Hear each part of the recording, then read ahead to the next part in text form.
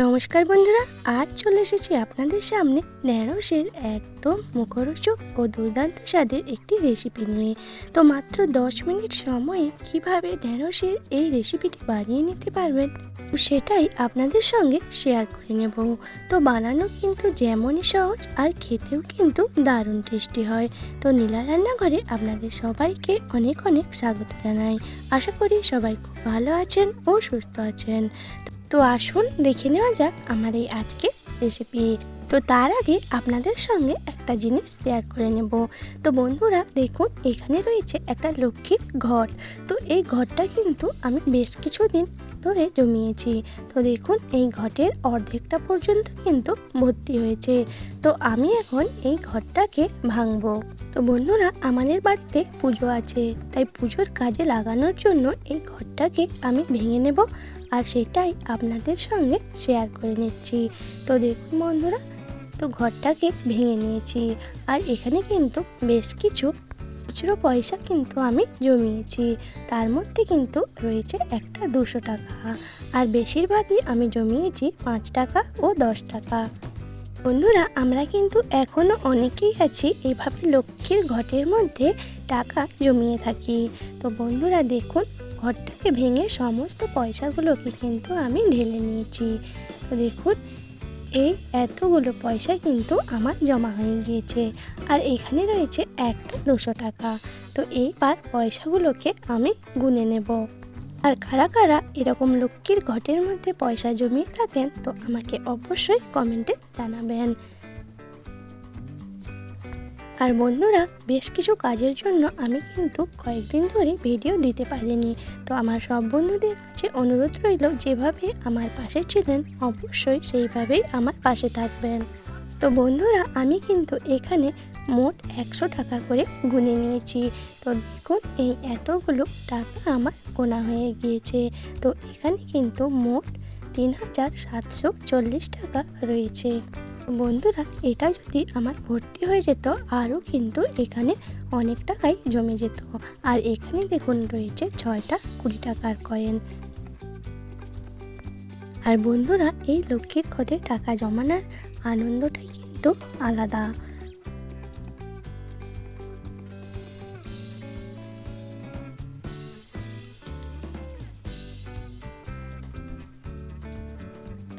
আর এখানে দেখুন বন্ধুরা, 1 টাকা 2 টাকা করে রয়েছে, টোটাল 15 টাকা। আর বাকি কিন্তু সব 5 টাকা ও 10 টাকার কয়েন।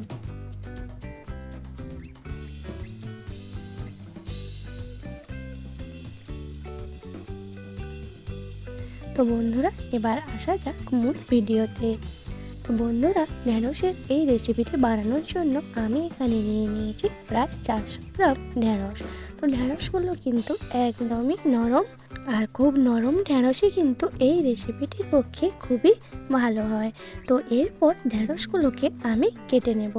তো একটা ছুরির সাহায্যে ঢ্যাঁড়সের দুদিকটা বাদ দিয়ে মাঝখান থেকে 2 টুকরো করে কেটে নিচ্ছি।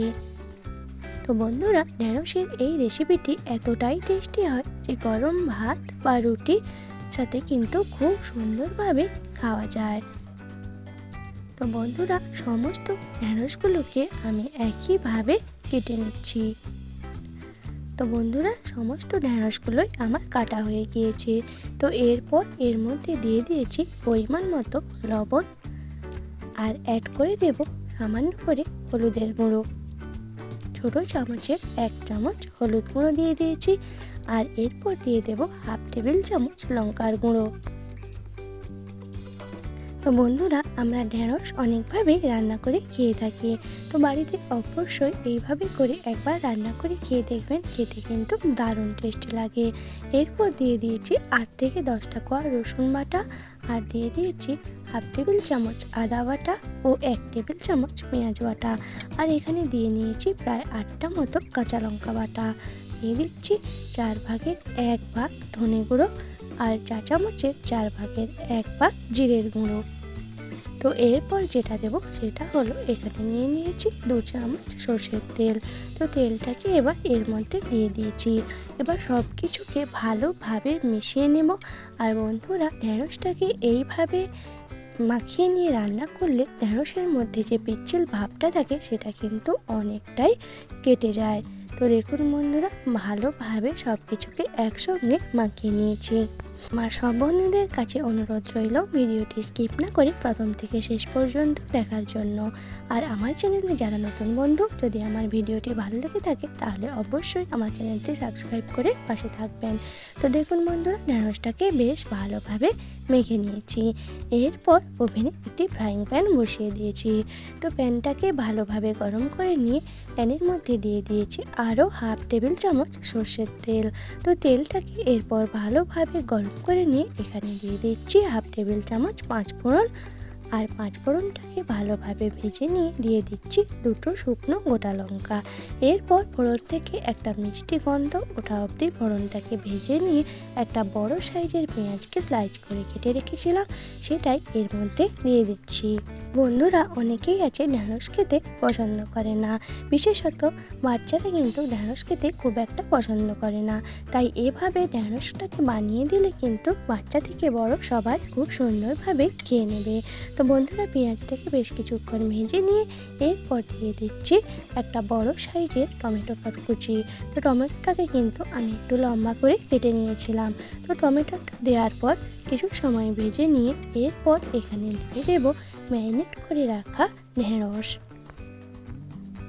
আর বন্ধুরা, এই ঢ্যাঁড়সের রেসিপিটা এতটাই টেস্টি হয় যে ভাত, গরম ভাত বা রুটি সব কিছুর সাথে খুব সুন্দরভাবে খেয়ে নেওয়া যায়। তো দেখুন বন্ধুরা, এরপর এখানে অ্যাড করে দিচ্ছি মশলা দিয়ে মেখে রাখা ঢ্যাঁড়স। তো ঢ্যাঁড়সটা দিয়ে এবার হাই ফ্লেমে ভালোভাবে 5 মিনিট মতো নেড়ে চেড়ে নেব।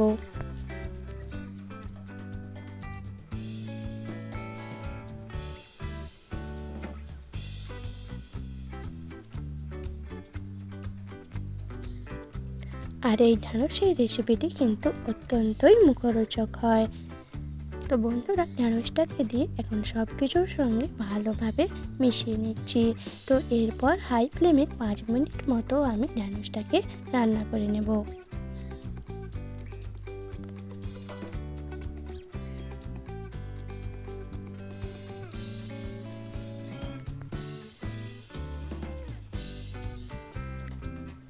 বন্ধুরা, 5 মিনিট আমি নেড়ে চেড়ে নিয়েছি। এইবারে একটা ঢাকনা দিয়ে লো ফ্লেমে আমি এটাকে আরও 5 মিনিট রান্না করে নেব। তো এখন একটা ঢাকনা দিয়ে দিচ্ছি। তো 5 মিনিট হয়ে গিয়েছে, এরপর ঢাকনাটা তুলে নিলাম। তো আবারও ঢ্যাঁড়সটাকে ভালোভাবে নেড়ে চেড়ে রান্না করে নিতে হবে। তো এইভাবে লো টু মিডিয়াম আঁচে কিন্তু ঢ্যাঁড়সটাকে নেড়ে চেড়ে ভালোভাবে রান্না করে নিতে হবে। এতে করে এর টেস্টটা কিন্তু খুবই সুন্দর হবে।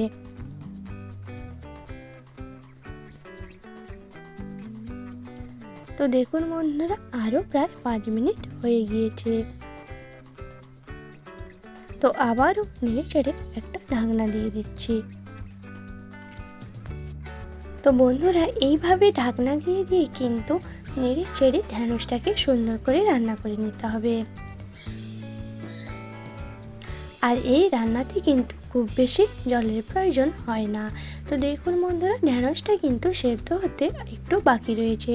তো সেই জন্য যে পাত্রে আমি ঢ্যাঁড়সটা মশলা দিয়ে মেখেছিলাম সেই পাত্রটা ধুয়ে অল্প অল্প করে জল দিয়ে দিচ্ছি। তো এই অল্প অল্প করে জল দিয়ে কিন্তু ঢ্যাঁড়সটাকে রান্না করে নিতে হবে। তো দেখুন, প্রথমে কিছুটা জল দিয়েছিলাম, তো আবারও কিছুটা জল দিয়ে দিয়েছি। তো এইভাবে কিন্তু অল্প অল্প করে জল দিয়ে ঢ্যাঁড়সটাকে ভালোভাবে রান্না করে নিতে হবে। একভাবে কিন্তু বেশি জল দেওয়া যাবে না। তো বন্ধুরা, ঢ্যাঁড়সের এই রেসিপিটি কিন্তু প্রায় আমাদের রেডি। তো এরপর আমি এখানে কিছু মশলা অ্যাড করে দেব ঢ্যাঁড়সটাকে আরও মুখরোচক বানানোর জন্য। তো এখানে আমি প্রথমে দিয়ে দিচ্ছি খুব সামান্য করে একটু চিনি। তো যে কোনো রান্নাতে চিনি কিন্তু একটু ব্যবহার করলে সেই রান্নার টেস্টটা খুব সুন্দর হয়। তো এরপর দিয়ে দিয়েছি সামান্য করে আমচুর পাউডার আর দিয়ে দিয়েছি সামান্য একটু গরম মশলা। তো এতে করে এই ঢ্যাঁড়সের স্বাদটা কিন্তু আরও বাড়িয়ে দেবে।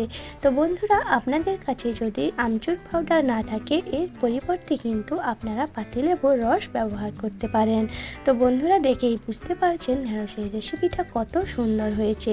তো ঢ্যাঁড়সটাও কিন্তু একদম সুন্দরভাবে সেদ্ধ হয়ে গিয়েছে আর কিন্তু একদমই রেডি খাওয়ার জন্য। তো বন্ধুরা, এই ঢ্যাঁড়সের রেসিপিটি কিন্তু গরম গরম ভাত বা রুটি বা এমনিতেও এই ঢ্যাঁড়সের রেসিপিটি খেতে কিন্তু অত্যন্ত সুস্বাদু লাগে। তো কতটা সহজে আর কতটা অল্প সময়ে কিন্তু এই রেসিপিটা বানিয়ে নিয়েছি সেটা আপনারা দেখতেই পেলেন। তো এখন একটি পাত্রে আপনাদের সার্ভ করে দেখিয়ে দিচ্ছি। তো কেমন লাগলো আমার এই আজকের রেসিপিটি অবশ্যই কমেন্টে জানাবেন। ভালো লাগলে একটি লাইক করে চ্যানেলটি শেয়ার করে দেবেন। আর এরকম নিত্য নতুন রেসিপি পেতে অবশ্যই আমার চ্যানেলটি সাবস্ক্রাইব করে পাশে থাকা বেল আইকনটি অন করে দেবেন, যাতে আমি কোনো ভিডিও ছাড়লে তার নোটিফিকেশান আপনাদের কাছে পৌঁছে যায়। তো সবাই ভালো থাকবেন, সুস্থ থাকবেন। চলে আসবো আরও কোনো নতুন রেসিপি নিয়ে। তো সম্পূর্ণ ভিডিওটি দেখার জন্য অনেক অনেক ধন্যবাদ।